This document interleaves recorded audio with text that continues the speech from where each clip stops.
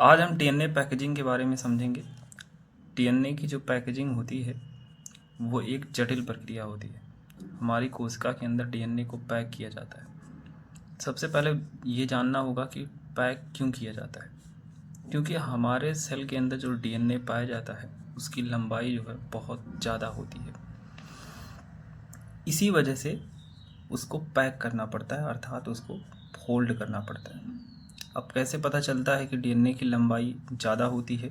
तो इसके लिए एक फार्मूला होता है, length of DNA is equal to total base pair into 3.4 angstrom, या फिर इसको नैनोमीटर में कहो तो 0.34 नैनोमीटर। यही एनसीईआरटी फर्स्ट लाइन में बात करती है कि दो कॉन्सिक्यूटिव बेस पेयर के बीच का जो डिस्टेंस है, आप टोटल बेस पेयर में आप मल्टीप्लाई कर देंगे तो आपको पूरा डीएनए की जो लंबाई पता चल जाएगी। तो हमारी सेल के अंदर क्या होता है कि कितना बेस पेयर होता है, टोटल कितना होता है 6.6 इंटू 10⁹ बेस पेयर होता है। और 3.4 एंगस्ट्रॉम को मीटर में बदलें तो ये हो जाएगा 10⁻⁻10 मीटर। अब इसको मल्टीप्लाई करने पर ये अप्रॉक्सीमेटली 2.2 मीटर आता है। और वहीं बात करें हमारे न्यूक्लियस की साइज के बारे में बात करें तो न्यूक्लियस की जो साइज होती है वो माइक्रोमीटर 10⁻⁻6 मीटर रेंज में होती है, यानी कि माइक्रोमीटर के रेंज में होती है, माइक्रोमीटर के रेंज में होती है। अब आप देख रहे हैं कि डीएनए की लंबाई 2.2 मीटर है और हमारे न्यूक्लियस की साइज जो क्या है वो माइक्रोमीटर में है। और मीटर और माइक्रोमीटर में 10 लाख का अंतर होता है, यानी कि ये इतना बड़ा डीएनए एक छोटी सी जगह में कैसे फिट हो पाएगा। इसीलिए इसको क्या किया जाता है, डीएनए को बहुत ज़्यादा कंडेंस करना पड़ता है और कंडेंस किया जाता है, व्यवस्थित रूप से उसको पैक किया जाता है, तब जाके हमारे न्यूक्लियस में ये फिट हो पाता है। ये सब कैसे होता है, डीएनए की पैकेजिंग में कौन हेल्प करता है? तो डीएनए पैकेजिंग में जो हेल्प करता है वो होता है डीएनए पैकेजिंग में जो हेल्प करता है वो होता है प्रोटीन्स यहाँ पर डीएनए पैकेजिंग में हेल्प करती हैं। डीएनए को पैक करने में जो होती हैं प्रोटीन मदद करती हैं। अगर हम बात करें प्रोकैरियोट्स के अंदर अगर हम बात करें तो वहाँ पर नॉन हिस्टोन प्रोटीन जो है नॉन हिस्टोन प्रोटीन की मदद से होता है। और यूकैरियोट्स के अंदर अगर हम बात करें तो वहाँ पर हिस्टोन प्रोटीन की मदद से जो है डीएनए को पैक किया जाता है। अच्छा, ये जो 2.2 मीटर लंबाई जो है ना, ये पूरे हमारे सेल के अंदर क्या होता है कि 46 क्रोमोसोम होते हैं। जैसे मान लीजिए कि ये एक क्रोमोसोम है, ये दूसरा क्रोमोसोम है, फिर इस तरह से 46 क्रोमोसोम होते हैं। तो एक क्रोमोसोम के अंदर क्या होता है, एक डीएनए का मॉलिक्यूल होता है। इस तरह से एक एक क्रोमोसोम में एक एक डीएनए का मॉलिक्यूल होता है। इन सारे डीएनए मॉलिक्यूल की लंबाई को जोड़कर 2.2 मीटर है। ये एक डीएनए नहीं है 2.2 मीटर, लेकिन फिर भी एक डीएनए की जो एक क्रोमोसोम में जो डीएनए पाया जाता है उसकी लंबाई भी ये न्यूक्लियस से जो है बड़ी ही रहती है, इसलिए फिर भी इसको पैक करना पड़ता है। अब हमने कहा कि डीएनए जो पैकेजिंग है वो होती है किसकी मदद से होती है, तो प्रोटीन की मदद से होती है। प्रोटीन प्रोकैरियोट्स के अंदर जो होता है वो नॉन हिस्टोन प्रोटीन होता है और यूकैरियोट्स के अंदर जो होता है वो हिस्टोन प्रोटीन की मदद से होता है। अब इसके पहले डीएनए पैकेजिंग कैसे होती है, हिस्टोन प्रोटीन कैसे मदद करती है, या फिर नॉन हिस्टोन प्रोटीन से कैसे डीएनए को नॉन हिस्टोन प्रोटीन से कैसे होता है, ये सारी समझेंगे। पहले हमको क्या है, प्रोटीन के बारे में जानना होगा। प्रोटीन क्या होता है? तो प्रोटीन जो होता है वो पॉलीमर ऑफ अमीनो एसिड होता है। अब यहाँ पर आ गया कि पॉलीमर का मतलब जब कई अमीनो एसिड एक आपस में जुड़ जाते हैं तो एक चेन बन जाती है जिसको प्रोटीन कहा जाएगा। अब अमीनो एसिड क्या होता है, तो अमीनो एसिड कुछ नहीं होता है, कार्बन होता है। यहाँ पर जो है हाइड्रोजन एक ग्रुप होता है, यहाँ पर COH, यहाँ पर NH2 और यहाँ पर एक R ग्रुप होता है। किसी भी अमीनो, हमारे सेल के अंदर कितने अमीनो एसिड होती हैं, 20 टाइप अमीनो एसिड होती हैं, 20 टाइप अमीनो एसिड होती है। तो यहाँ पर क्या हो गया कि इतना जो ग्रुप होता है, एक कार्बोक्सिलिक ग्रुप, अमीनो ग्रुप और ये H, ये हर अमीनो एसिड के अंदर क्या होता है, ये हर अमीनो एसिड के अंदर क्या होता है, ये फिक्स होता है, ये चेंज नहीं होता है। 20 टाइप अमीनो एसिड में किसी का भी नाम ले लो, tryptophan, serine, glycine, arginine, histidine, किसी का भी नाम ले लो, सबके अंदर इतना जो है फिक्स रहता है। सिर्फ बदलता कौन है, ये R जो होता है, ये वेरिएबल होता है, यही बदलता है तो नाम बदल जाता है अमीनो एसिड का। जैसे हम कुछ एग्जांपल अगर लें तो सबसे सिंपलेस्ट अमीनो एसिड अगर हम ड्रा करने की कोशिश करें तो सबसे सिंपलेस्ट अमीनो एसिड हो जाएगा कुछ इस तरह से, कुछ इस तरह से हो जाएगा। यहाँ पर हाइड्रोजन, R की जगह पर किसने ले लिया, हाइड्रोजन ने लिया, तो इसका नाम है ग्लाइसिन। ग्लाइसिन का स्ट्रक्चर ये होता है। अगर दूसरा हम ड्रा करने की कोशिश करें, अगर R की जगह पर अब की बार जो है हम ले लेते हैं CH3, मिथाइल ग्रुप को ले लेते हैं, तो ये इसका पार्टिकुलर नेम हो जाता है एलानिन। इसी तरह अगर हम बात करें तो हम एक और ड्रा करने की कोशिश करते हैं, NH2CH और यहाँ पर COOH, ये तो फिक्स रहता है, यहाँ पर वेरिएबल करता है, यहाँ 2 CH2 और COOH। इस अमीनो एसिड का नाम हो जाता है ग्लूटामिक एसिड। क्यों, अभी बात करते हैं। अब एक और ड्रा कर लेते हैं, एक NH2CH COOH CH2 NH2, इसका पार्टिकुलर नाम होता है लाइसिन। अब हमें पता है कि कुछ अमीनो एसिड न्यूट्रल होती हैं, कुछ बेसिक होती हैं, तो और कुछ एसिडिक नेचर की होती हैं। तो जैसे यहाँ पर अगर देखा जाए तो ये क्या है, एसिडिक ग्रुप है, और ये क्या है, बेसिक ग्रुप है, ये बेसिक ग्रुप है। तो यहाँ पर जितना एसिडिक ग्रुप है उतना बेसिक ग्रुप है, तो ये न्यूट्रल है। और यहाँ पर देखें तो यहाँ पर भी वही बात है, न्यूट्रल है। लेकिन यहाँ पर देखिए, यहाँ पर 2 एसिडिक ग्रुप है, 2 एसिडिक ग्रुप की वजह से इसका नेचर क्या हो जाता है, एसिडिक हो जाता है। और यहाँ पर सिर्फ एक ही जो है बेसिक ग्रुप है, तो ग्लूटामिक एसिड। और एक एग्जांपल और है एस्पार्टिक एसिड। ये 2 एग्जांपल हैं जो एसिडिक अमीनो एसिड के एग्जांपल हैं।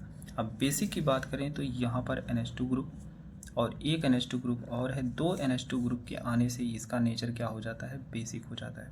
तो इसका एग्जांपल क्या है, लाइसिन है, आर्जिनिन है और हिस्टीडीन है।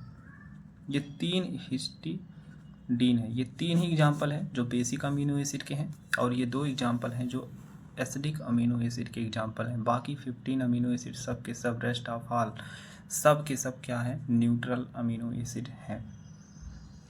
तो हमने प्रोटीन के बारे में पढ़ लिया। तो हिस्टोन भी क्या है, एक तरह का प्रोटीन ही है। और एक बात और हमें यहाँ पर जानना होगा कि यहाँ पर जो NH2 ग्रुप होता है, यहाँ पर लोन पेयर होगा। ये लोन पेयर क्या करता है, शेयर जब किसी H+ को चुराता है तो इस पर क्या आ जाता है, पॉजिटिव चार्ज। इसी तरह से यहाँ पर भी पॉजिटिव चार्ज आ जाता है। तो इसकी वजह से लाइसिन हो, आर्जिनिन हो और हिस्टीडीन हो, इन सब मॉलिक्यूल्स के ऊपर क्या आ जाता है, पॉजिटिव चार्ज आ जाता है, पॉजिटिव चार्ज आ जाता है, सबके ऊपर पॉजिटिव चार्ज आ जाता है, सबके ऊपर पॉजिटिव चार्ज आ जाता है। लाइसिन, आर्जिनिन, हिस्टीडीन, ये सब के सब पर पॉजिटिव चार्ज आ जाता है। और यही, अब इसके चार्ज आने से क्या फ़ायदा होता है, क्या नहीं होता है, इसको हम नेक्स्ट वीडियो में समझेंगे। लेकिन सबसे पहले हम प्रोकैरियोट्स के अंदर बात करते हैं। अब हमने प्रोटीन के बारे में समझ लिया कि प्रोटीन क्या होता है। तो प्रोकैरियोट्स के अंदर अब हम सबसे पहले समझेंगे प्रोकैरियोट्स के अंदर पैकेजिंग किस तरह से होती है। हमने कहा कि प्रोकैरियोट्स के अंदर जो पैकेजिंग होती है वो नॉन हिस्टोन प्रोटीन की मदद से होती है। जो नॉन हिस्टोन प्रोटीन बेसिकली उसका अगर हम स्पेशल नाम बताएं तो उसका नाम होता है पॉलीएमाइंस। पॉलीएमाइंस की मदद से होता है। जैसे हम एक प्रोकैरियोटिक सेल को ड्रॉ करें तो यहाँ पर आप देख सकते हैं एक प्रोकैरियोटिक सेल को हम अगर ड्रॉ करें तो एक पर प्रोकैरियोटिक सेल हो गई। प्रोकैरियोटिक सेल के अंदर कोई न्यूक्लियस वगैरह नहीं पाया जाता है। वहाँ पर डीएनए जो होता है कुछ इस तरह से पाया जाता है। ये जो डीएनए होता है प्रोकैरियोटिक सेल है ये, ठीक बात। और यहाँ जो डीएनए होता है वो डबल स्टैंडर्ड होता है और सर्कुलर होता है। यहाँ पर भी पैकेजिंग की ज़रूरत पड़ती है क्योंकि हमने आपको एनसीईआरटी ने एक प्रश्न पूछा है कि if the length of E coli DNA is 1.36 millimetre can you calculate the number of base pair in E coli. तो यहाँ पर मतलब उसने डायरेक्ट बता दिया कि वहाँ भी जो लेंथ ऑफ डीएनए है इकोलाई की अगर हम बात करें तो लेंथ ऑफ डीएनए जो है 1.36 मिलीमीटर है। ये भले ही मिलीमीटर है लेकिन ये माइक्रोमीटर से काफ़ी बड़ा है। तो यहाँ पर भी हमें पैकेजिंग की ज़रूरत पड़ती है। तो प्रोकैरियोट्स के अंदर जो होता है डीएनए डबल स्टैंडर्ड होता है, सर्कुलर होता है और 1.36 और इकोलाई की अगर हम एक एग्जांपल की बात करें तो वहाँ पर 1.36 मिलीमीटर होता है। अब डीएनए तो बड़ा होता है तो इसको पैक कैसे किया जाएगा।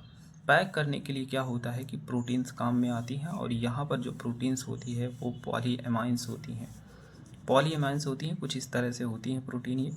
और ये जो प्रोटीन होती हैं इनके भी ऊपर पॉजिटिव चार्ज होता है। और डीएनए इनका डीएनए जैसे हम प्रोकैरियोट्स के डीएनए को अगर हम ड्रा करें तो प्रोकैरियोट्स का डीएनए जो होता है सर्कुलर हमने बताया और डबल स्टैंडर्ड होता है। तो ये डबल स्टैंडर्ड डीएनए हो गया। और ये जो डीएनए होता है डीएनए के ऊपर हमको पता ही है कि डीएनए के ऊपर क्या होता है कि नेगेटिव चार्ज होता है। डीएनए के ऊपर क्या होता है नेगेटिव, यहाँ पर नेगेटिव चार्ज होता है। अब पॉजिटिव नेगेटिव के बीच में क्या होता है यहाँ से ये जो है अट्रैक्ट हो जाते हैं। इस तरह से यहाँ पर अट्रैक्शन होता है और जब अट्रैक्शन होता है तो डीएनए कहीं ना कहीं फोल्ड हो जाता है।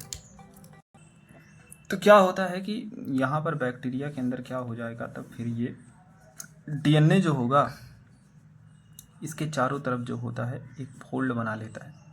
कहीं कहीं से इस तरह से ये जो होता है कुछ इस तरह से जो है फॉर्मेशन हो जाता है, कुछ इस तरह से फॉर्मेशन हो जाता है। ये डबल स्टैंड ही होता है। लेकिन ये इस तरह से फोल्डिंग करता है तो कहीं कहीं जो बीच बीच में क्या होता है कि बीच बीच में ये लार्ज लूप का फॉर्मेशन हो जाता है। तो एनसीईआरटी यही बात कहती है कि जो प्रोकैरियोट्स होते हैं इनके अंदर जो न्यूक्लियस होता है ये न्यूक्लियस जो होता है वो डिफाइन नहीं होता है। प्रोकैरियोट्स के अंदर जो है न्यूक्लियस नहीं डिफाइन होता है, नॉट डिफाइंड नहीं होता है, ठीक बात। और न्यूक्लियस डिफाइन नहीं होने की वजह से डिफाइन नहीं होता लेकिन फिर भी इनका जो जेनेटिक मटेरियल होता है साइटोप्लाज्म में स्कैटर्ड नहीं होता है। जेनेटिक मटेरियल इनका जो होता है genetic material not scattered in cytoplasm. ये साइटोप्लाज्म में स्कैटर्ड नहीं होता, found in specific reason called nucleoid. तो न्यूक्लियोइड नाम जो दिया गया है ये न्यूक्लियोइड जो नाम दिया गया है ये इस वजह से दिया गया है कि जो इनका जेनेटिक मटेरियल होता है वो साइटोप्लाज्म में एक स्पेसिफिक रीजन में पाया जाता है। मतलब एक जगह पर स्टक रहता है, वो बिखरा हुआ नहीं रहता है। और क्या होता है कि यहाँ पर लार्ज लूप का फॉर्मेशन हो जाता है, लार्ज लूप आर फॉर्म। तो यही सब बात एनसीईआरटी में लिखी हुई है कि इन prokaryotes such as E coli they do not have defined nucleus. इनके अंदर डिफाइंड न्यूक्लियस नहीं पाया जाता है। The DNA is not scattered throughout the cell. जो डीएनए इनका होता है पूरी सेल के अंदर जो है बिखरा हुआ नहीं होता है, वो क्या होता है कि स्पेसिफिक रीजन में पाया जाता है। क्योंकि डीएनए जो होता है नेगेटिव चार्ज होता है and held with the protein जो होती है जैसे पॉलीएमाइंस जो बेसिक प्रोटीन होती है और उसी की वजह से वो एक जगह पर जो है एक रीजन में लोकेट हो जाता है और उसी रीजन को क्या कहा जाता है, न्यूक्लियोइड कहा जाता है। ये जो आपको दिखा रहा है न्यूक्लियोइड कहा जाता है।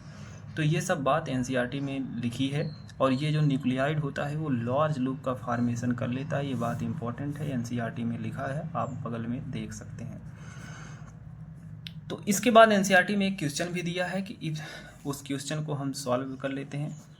इसी पैराग्राफ में एक क्वेश्चन दिया है कि if the length of E coli DNA is 1.36 millimetre, length है, लेंथ ऑफ डीएनए है, डीएनए का लेंथ इतना है, तो फिर पूछ रही can you calculate the number of base pair in E coli. तो मैंने फार्मूला शुरू में ही बताया था, length of DNA is equal to number of base pair into 3.4 angstrom या 3.4 नैनोमीटर। आप 3.4 एंगस्ट्रॉम भी रख सकते हैं, 3.4 नैनोमीटर भी रख सकते हैं, कुछ भी रख सकते हैं, कोई दिक्कत की बात नहीं है। लेंथ ऑफ डीएनए यहाँ पर 1.36 मिलीमीटर दिया है, तो इसको मीटर में चेंज करना पड़ेगा, तो आप तुरंत ही इसको चेंज कर लीजिएगा। नंबर ऑफ बेस पेयर यहाँ पर हो जाएगा, और एंगस्ट्रॉम की यूनिट लो या चाहे इसका नैनोमीटर की यूनिट लो, दोनों को ही मीटर में चेंज करना पड़ेगा। हम एंगस्ट्रॉम से सॉल्व कर रहे हैं, तो इसको सॉल्व करने के बाद नंबर ऑफ बेस पेयर जो आ जाता है वो आ जाता है 4 × 10⁶ बेस पेयर। तो ये क्वेश्चन एनसीईआरटी में दिया हुआ था, तो मैंने इसको सॉल्व कर दिया है। और बाकी आप जो है पूरा पढ़ सकते हैं। यहाँ पर प्रोकैरियोट्स के पैकेजिंग तक मैंने समझा दिया है। इसके बाद यूकैरियोट्स के अंदर पैकेजिंग कैसे होती है, हिस्टोन प्रोटीन क्या होता है, सारी बात को हम समझेंगे, इन द डिटेल समझेंगे और बहुत अच्छे लेवल से समझेंगे। तो भाई लोगों, अगर आपको वीडियो और लेक्चर इस तरह का पसंद आता है तो चैनल को लाइक, सब्सक्राइब और शेयर ज़रूर कर दीजिएगा। थैंक यू, धन्यवाद।